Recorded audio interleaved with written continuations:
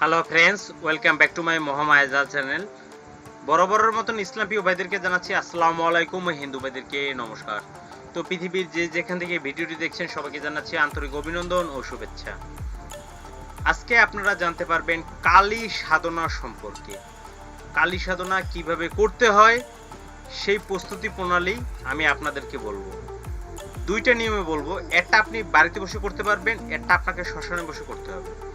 যেটা শ্মশানে বসে করবেন সেটা আপনি একদিনে করতে পারবেন, আর যেটা বাড়িতে বসে করবেন সেটা 21 দিনের ভিতরে করতে পারবেন।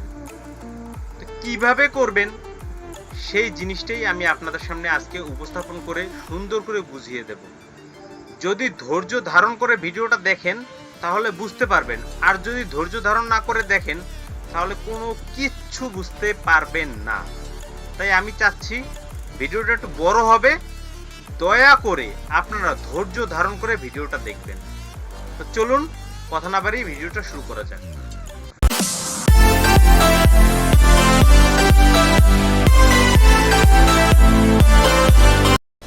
সো ফ্রেন্ডস, ফিরে আসলাম একটা ইন্টুর পরে। কালী সাধনা করতে গেলে কালীর একটা মন্ত্র লাগবে, যে মন্ত্র না হলে হবে না, যে মন্ত্র দিয়ে তাকে আহ্বান করে আনতে হবে। সে মন্ত্রটা আমার তো জানতে হবে। তবে যিনি মানে কালী সাধনার সিদ্ধি লাভ করেছেন তিনি স্বর্গমর্ত পাতাল কাঁপাই ফেলতে পারবে, তার কাছে মানে কোনো কিছুই অসম্পূর্ণ থাকবে না। তো চলুন সে মন্ত্রটা একটু দেখে নেই, তারপরে বিস্তারিত বলছি।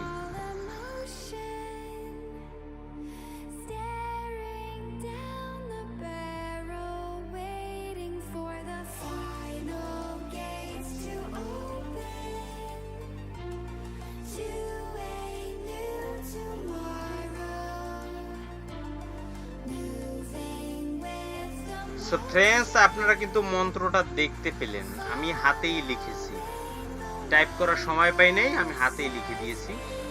এসো এসো কালী মাতা, মোর আসনে এসো, স্বর্গে মর্তে পাতালে যেথায় থাকো মোর আসনে এসো, মোর আসন ছাড়িয়া যদি অন্য আসনে যাও, দোহাই তোমার কার্তিক গণেশের মাথা খাও।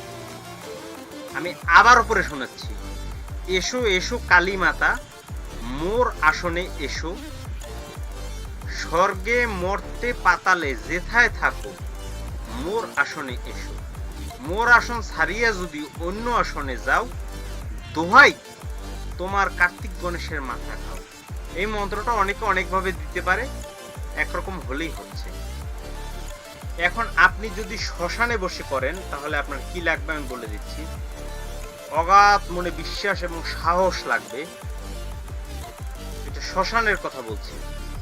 এখন কোন কালী সাধনা করবেন সেটা আপনি জানেন, শ্মশান করলে তো শ্মশান কালী সাধনাই হবে। আপনাকে 5 রকমের মিষ্টি নিয়ে যেতে হবে। 5 রকমের মিষ্টি বুঝেন?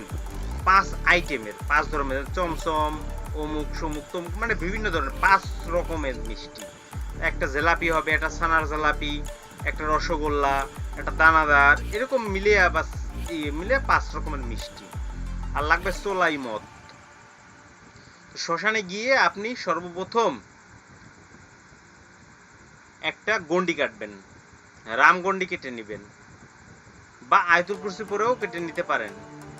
কুণ্ডলী মন্ত্র আমি পরে দিয়ে দেব, যেহেতু অমাবস্যা আসতে দেরি। এটা কিন্তু অমাবস্যা ছাড়া অন্য কোনো কখনো করতে পারবেন না, অমাবস্যাই করতে পারবেন।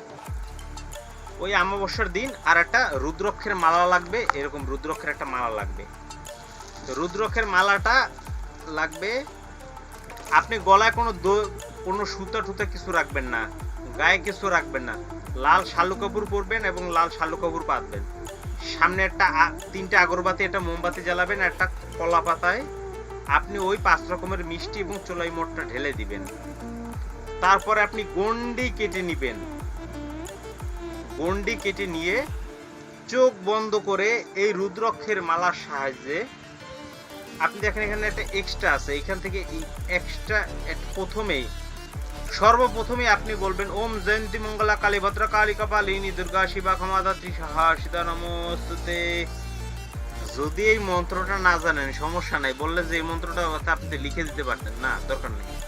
আপনি সোজা কথা বলবেন, মা আমি তোমাকে তুষ্ট করার জন্য সাধনা করতেছি, আমার সাধনায় কোনো ভুল ত্রুটি হলে আমাকে ক্ষমা করে দিও। এটা হচ্ছে মায়ের কাছে অগ্রিম ক্ষমা চাওয়া। তারপর আপনি চোখ বুঝে ওই গন্ডি কেটে গন্ডির বাইরে বেরোবেন না, যত যাই হোক। আপনি এরকম নেবেন, এটা যেন মাটিতে ঠেক না খায়। এইভাবে নিয়ে এরকম দানা গুনতে থাকবেন। এসো এসো কালীমাতা, মোর আসন এসো, চোখ বুঝে মোর আসন এসো, স্বর্গে মরতে পাতালে যেথায় থাকো, মোর আসন এসো, মোর আসন ছাড়িয়ে যদি অন্য আসনে যাও, দোহাই তোমার কার্তিক গণেশের মাথা খাও। একবার বললেন, এরকম করতে করতে 108 বার জপবেন। যখন 7-8 বার জপা হয়ে যাবে, তখন মনে হবে কি শ্মশান ভেঙে চুরে সব চুরমার হয়ে যাচ্ছে। আপনি চোখ বন্ধ করে আছেন, তারপর মনে হবে যেন চোখ খুলে দেখি। চোখ খুলে দেখবেন হাতি, জানোয়ার, জন্তু জানোয়ার আর ওই শ্মশানে যত পোড়ানো হয়েছে সব আত্মাগুলো কিলবিল কিলবিল কিলবিল করছে, আপনাকে মানে মেরে ফেলার মতন চেষ্টা হবে। কিন্তু আপনার বুকে সাহস রাখবেন। যখন 100 বার পাঠ হয়ে যাবে আর 8 বার বাকি থাকবে, তখন বুঝবেন যে শান্ত হয়ে গেছে পরিবেশ, মানে মা আসার সময় হয়ে গেছে।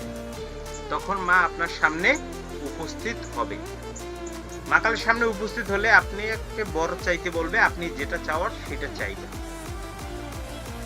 আপনার মনের মতো, যে আমি এই কাজ করতে চাই, এই কাজে আমাকে সাহায্য সহযোগিতা করবে। কখন কিভাবে ডাকলে কোথায় প্রকট হবে সেগুলো সব তার কাছ থেকে জেনে নেবেন। সবকিছু জানার পরে আপনি উঠে এসে যদি কাউকে বলে দেন যে আমি আজকে মা কালীর সাধনা করেছি, তাহলে কিন্তু ওই মুহূর্তেই গেল, যা করছেন সব শেষ। এখন বলতেছি, এগুলো করতে গেলে অবশ্যই গুরুর অনুমতি ছাড়া করতে যাবেন না।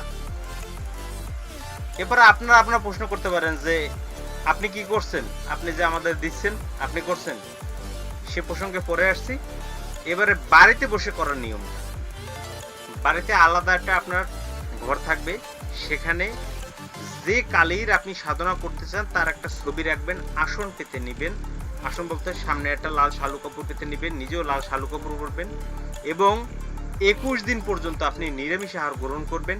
তুলা রাশি হলে সে পেয়েই যাবে অল্পের মধ্যে, আর তুলা রাশি ছাড়া হলে 21 দিন সময় লাগতেই পারে, কারো 17 দিনে, 18 দিনে, কারো 12 দিনেও হয়ে যায়, পেয়ে যায়। যে মন্ত্রটা দিয়েছি ওই একই মন্ত্র, সেম প্রসেস, ওইটাই করবেন। কিন্তু এখানে আপনার মঠটা লাগবে না, শুধু আপনি সামান্য কিছু প্রসাদ, আপনি মিষ্টি মিঠাই না যা রাখেন দৈনন্দিন যা প্রসাদ দেওয়া দিবেন। ব্রহ্মচর্য পালন করবে, কারোর সাথে কোনো কথা বলবেন না। আপনি প্রতিদিন এরকম 108 মালা জপ করবেন, একা এক ঘরে থাকবেন। এভাবে থাকতে থাকতে 21 দিনের মধ্যে যে কোনো একদিন আপনার সামনে মা কালী এসে প্রকট হয়ে যাবে। তখন সে আপনাকে বর চাইতে বলবে, আপনি বলবেন যে আমি এইটা চাই, সে আপনাকে তথাস্থ বলে চলে যাবে।